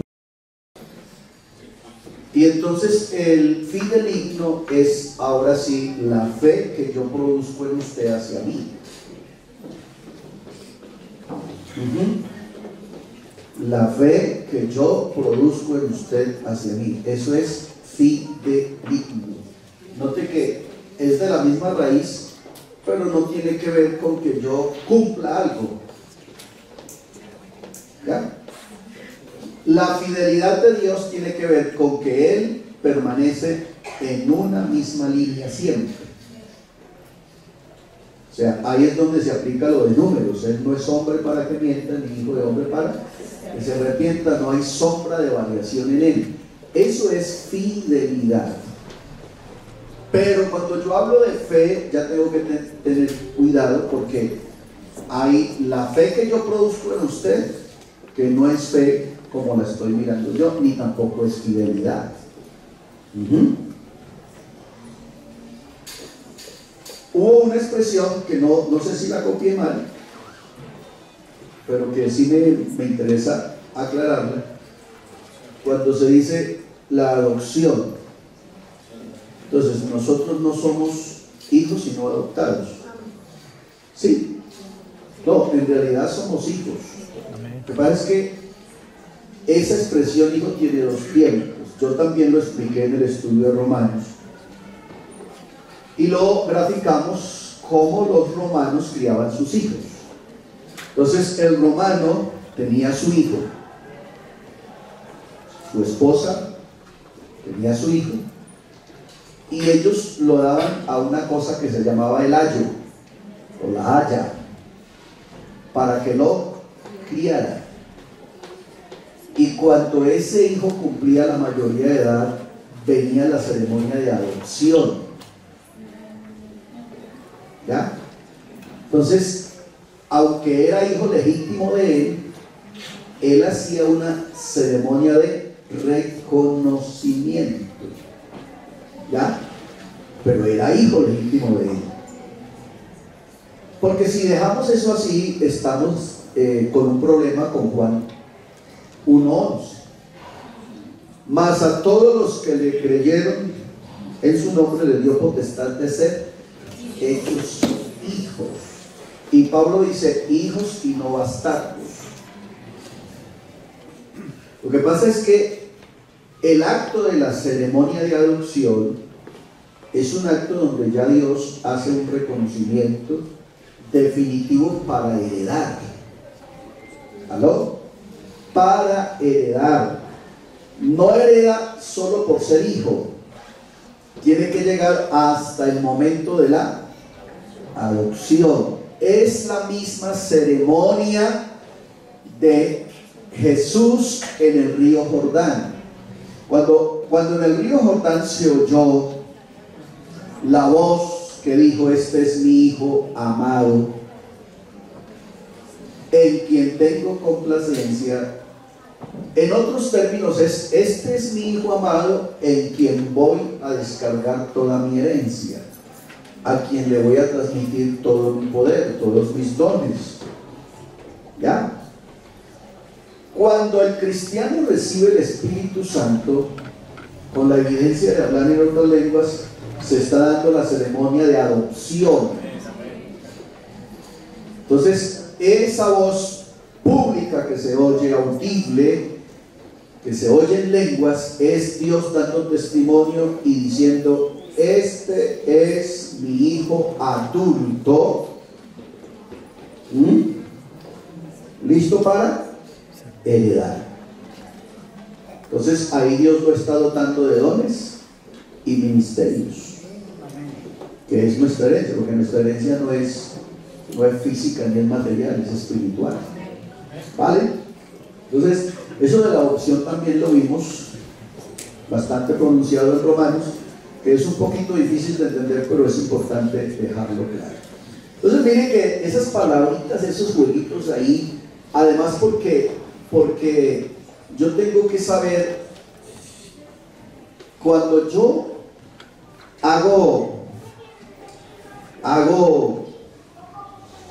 le hago a la palabra, se me fue la palabra, ayúdenme por favor. No, cuando voy a hacer raíz a la palabra, etimología de la palabra, cuando yo hago etimología de la palabra, no puedo cometer el error de ajustar todo lo que la etimología dice, porque es que la etimología está de acuerdo también en el texto donde la palabra está puesta. ¿Ya? Entonces, bondad en el Salmo, cuando yo hago etimología de la palabra bondad en el Salmo, no me va a dar la misma raíz ni el mismo significado si yo hago etimología de bondad en las cartas. ¿Ya? Porque el Salmo es un poema, las cartas son doctrinales.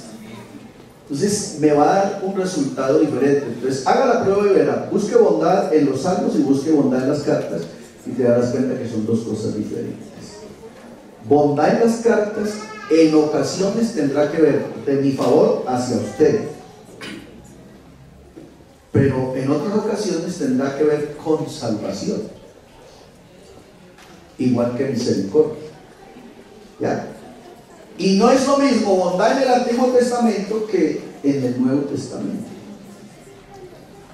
Y no es lo mismo bondad con respecto a lo que hizo el rey con Mefibosé, ¿ya?, a la bondad que Dios tiene con nosotros. Son cosas diferentes. Entonces, cuando yo hago etimología y estudio la raíz de las palabras, yo tengo que, lo primero que tengo que preguntar es ¿en dónde está ubicada la palabra? ¿En qué contexto? Porque ahí entonces voy a encontrar el sí o el porqué de esa definición que estoy dando, ¿vale? Esto es enredadito, pero es importante. Es importante y por eso quise que hiciéramos este ejercicio, porque nosotros tenemos que aprender a definir y a conocer a Dios en su forma, en cómo Él es. Y yo tengo que saber por qué Dios es fiel, por qué Dios es amor, por qué Dios es bondadoso, por qué Dios es verdad. No es lo mismo la verdad de Dios que la verdad mía. Ahora, en lo que hablaron ahora hace un rato, usted no dude ni por un solo momento que Dios es verdad absoluta. Eso yo lo he dicho aquí 1000 veces. Si nosotros tenemos la verdad absoluta, ¿cómo es posible que nos dé miedo presentarnos delante de quien no tiene la verdad absoluta? Y eso sí, deje claro, nunca Dios estará en la verdad condicional. Dios no permite eso. Amén. Ni en la verdad relativa. Dios no es relativo, Él es. Nada de Dios es, pues eso es relativo. No, Dios es. Por eso pregunté, ¿cuál es la verdad nuestra? La absoluta. Porque Dios es verdad. Él dijo, yo soy el camino, yo soy la. Él no dijo una verdad, dijo la verdad. ¿Va conmigo? Nos queda un grupo. Dale pues, les quedan 10 minuticos.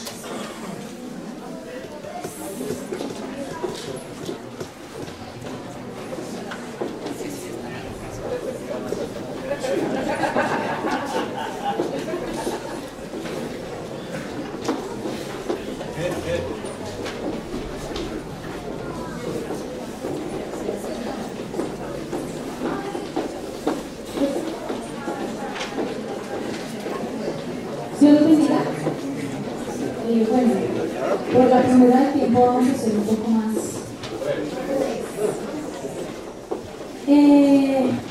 Bueno, ustedes dirán que todos hermanos con cada cosita. Nosotros vamos a exponer los atributos santo, fiel y justo. Cada atributo pues tiene cantidad de versículos. Cada uno ha traído un versículo. Pues que cada uno iba a decir, pero pues por el tiempo no nos va a alcanzar. Vamos a poner de la santidad. Encontramos que la santidad es un atributo de Dios que nos habla de... la santidad se encuentra en la Biblia 581 veces, entre santidad y santo, la palabra santo. Es uno de los atributos, aunque todos los atributos de Dios son importantes, se complementan, no hay un atributo mejor que otro, pero la santidad adorna en todo su ser, pues, el ser justo, pues, como con los demás atributos. Ser santo proviene del latín santus, derivado de sancire, que significa separar. En griego es agios, que significa puro o limpio, y en hebreo viene de kadosh, que se deriva de kadash y significa cortar. Santo. Y estas palabras, estudiando un poquito acerca de cada etimología, decía que alguna de esas, pues como es un atributo moral, significa que es transferible. Esas palabras vienen a ser también para nosotros, entonces somos separados del pecado. El atributo de santo es el atributo por el cual Dios aborrece el mal, ama y realiza el bien.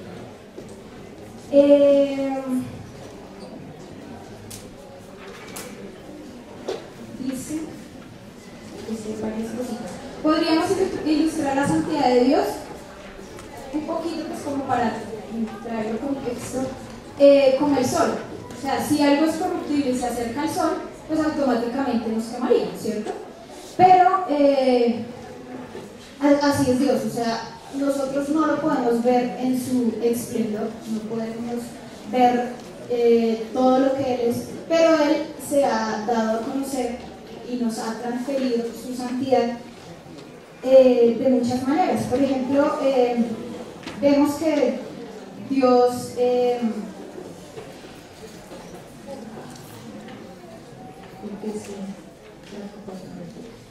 digamos que para no hacerlo largo, porque hay varias cositas por decir de la santidad, porque pues Dios es tan santo que dice: ¿quién morará en su monte santo? Así el Salmo 15 hace esa palabra clara de eso.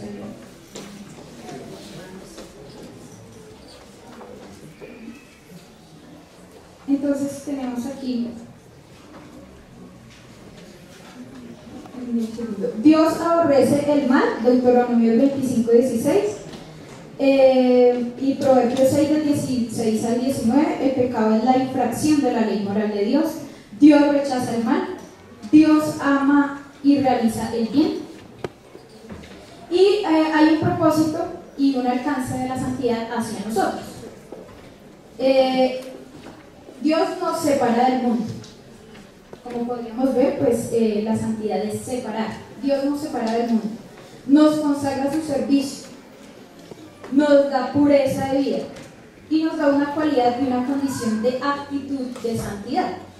Entonces nosotros debemos ser santos porque el primero fue santo, y debemos separar la vida de todo lo que nuestra vida de todo lo que ofende a Dios. Eso, como en resumen, es la santidad. Dios bendiga, hermanos. La siguiente pregunta, por favor. Entonces, fiel, les daré una definición de fiel, que es lealtad en las ideas o palabras y que no defraude la confianza. La siguiente pregunta, por favor. Aquí hablando de la fidelidad de Dios, que es innata propia, que es eterna, es grande y es real. Les iba a leer los versículos, pero por el tiempo hay que ser breves. Siguiente pregunta, por favor.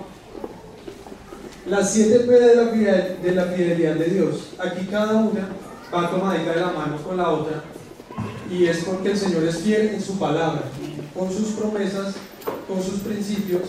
Es fiel diciendo que nos dará premios y galardones. Es fiel cuando nosotros con las penas o castigos, y también el Señor es fiel con nosotros cuando pasamos por pruebas, padecimientos o aflicciones. Aquí quiero hacer un pequeño énfasis en las promesas, partiéndolo con pasado, presente y futuro. En el pasado podemos hablar con Abraham, y que le dijo que le daría un hijo, también con su esposa, así su esposa no pudiera procrear. Él cumplió su palabra y fue fiel. También cuando le dijo que tendrá descendencia como las estrellas, el Señor cumplió con su promesa y fue fiel. También en el presente, el Señor en Juan 14, en el versículo 16, dijo que nos daría un consolador y que estaría con nosotros para siempre, que ese consolador es el Espíritu Santo, y aún así hoy en día, o si fuera mañana, el Señor se mantiene fiel con eso y lo está cumpliendo. Y en el futuro, el Señor en Mateo 24, versículo 13 y el 44, nos habla acerca de su venida y de que si nosotros somos fieles con Él, el Señor pues nos llevará con Él. Entonces el Señor va a cumplir su promesa, y entonces pues, el Señor es fiel con su promesa y nos va a llevar con Él cuando Él venga. Amén. Sigue ahorita, papá. No, anterior.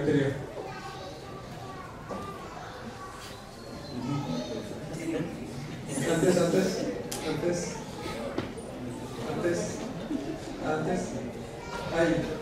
Ahí tenemos 12 hombres fieles en la Biblia, pero bueno, les voy a hablar de unos un poquito, pero aparte de eso, de los hombres fieles que están en la Biblia, pues están unos por fuera, que somos todos nosotros, que como he dicho, si nos mantenemos fiel hacia el Señor, pues el Señor nos llevará junto con Él cuando Él venga. Y ya siguiente bonita. Y el resultado de la fidelidad de Dios es que nos hace sabios si somos sencillos, que nos afirma y nos guarda del mal y pone sus ojos sobre nosotros y nos da fuerza. Amén. Bueno, y el atributo moral de Dios con respecto a que es justo es un atributo por el cual Dios se rige a la creación y le da a cada uno lo que le corresponde, cuando legisla, cuando lo recompensa, cuando castigue, o sea, en cada momento, tanto en el ayer, como en el hoy, como en el mañana, Dios es justo. Él no es como nosotros, que de pronto la justicia la impartimos de la manera que a nosotros nos parezca, o teniendo como parcialidades. No, Él es 100% imparcial en sus cosas. Él no es que me cayó bien o me cayó mal, entonces voy a ser más justo con Él. No, Él es justo con absolutamente todos nosotros. Sigue Luis. La siguiente dice que Dios es justo y Dios rige la creación, o sea, en su justicia, en su amor, en su poder. Él rige absolutamente toda la creación, según lo dice Nehemías 9:6, porque Dios la creó y Él la gobierna con justicia. Si Él no fuera justo, pues entonces no habría quien gobernara nuestra creación, porque ninguno de nosotros somos justos para hacerlo. Dios da a cada uno lo que le corresponde, según lo que dice Santiago 3:12. ¿Por qué? Porque Él es justo. Entonces, de acuerdo a lo que en su justicia Él sabe que corresponde, nos es dado. Dios legisla y la creación depende de las leyes de Dios y de su perfecta justicia. Entonces, absolutamente toda la legislación es dada por la justicia de parte de Dios. La última, Luis. Y es justo porque es justo, y Dios entonces en su justicia recompensa o castiga, da de manera imparcial, y Dios da de manera inalterable. Y esos son pues nuestros 3 atributos. Vale.